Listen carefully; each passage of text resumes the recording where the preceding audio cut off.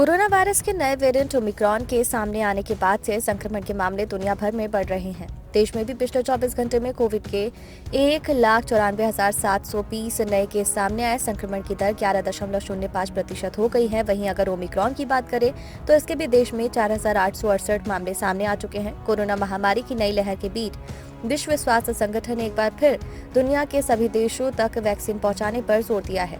विश्व स्वास्थ्य संगठन के प्रमुख ने सोमवार को कहा है कि इस महामारी को खत्म करना संभव है, लेकिन इसके लिए कुछ कड़े कदम उठाने होंगे। WHO चीफ टेड्रोस एडनॉम ने कहा, निश्चित रूप से कोविड को हराया जा सकता है, लेकिन दुनिया भर की सभी सरकारों और वैक्सीन उत्पादकों को दो चीजों को लेकर आश्वस्त करना होगा। पहला ये कि ऐसे देश जहां पर वैक्सीन नहीं पहुंच रही है लेकिन कोरोना का जोखिम है, उन देशों में वैक्सीन की सप्लाई को बढ़ाए। और दूसरा ये कि लोगों को वैक्सीन देने के लिए आवश्यक संसाधनों की पर्याप्त पूर्ति की जाए।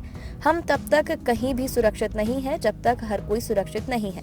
WHO प्रमुख ने 2021 के अपने अंतिम संबोधन में भी कहा था कि कोई भी देश इस महामारी से बचा नहीं है। हमारे पास कोविड-19 को रोकने और उसका इलाज करने के लिए कई नए उपकरण हैं। वैक्सीन की असमानता, कई छोटे या गरीब देशों में वैक्सीन नहीं पहुंचना जितनी लंबी जारी रहेगी, इस वायरस के विकसित होने का जोखिम उतना ही अधिक होगा, जिसे हम रोक नहीं सकते। यदि हम वैक्सीन की असमानता को समाप्त करते हैं तो हम महामारी को भी समाप्त कर देंगे।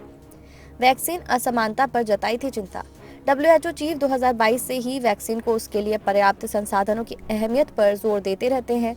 उन्होंने इस बात को फिर से दोहराते हुए कहा कि विश्व के नेताओं को वैक्सीन असमानता को समाप्त करने के लिए एक साथ आना चाहिए, क्योंकि कई देशों में वैक्सीन की कमी के कारण देश की बड़ी आबादी वैक्सीनेट नहीं हो पाई है, लेकिन कुछ अमीर देशों ने अपनी बूस्टर डोज की भी खुराक देनी शुरू कर दी है। वहीं पिछले हफ्ते भी वैक्सीन समानता को लेकर WHO चीफ ने कहा था कि अगर हम वैक्सीन को सही तरह से शेयर करने में असफल होते हैं तो वायरस के नए वेरिएंट आते रहेंगे और हमें तबाह करते रहेंगे।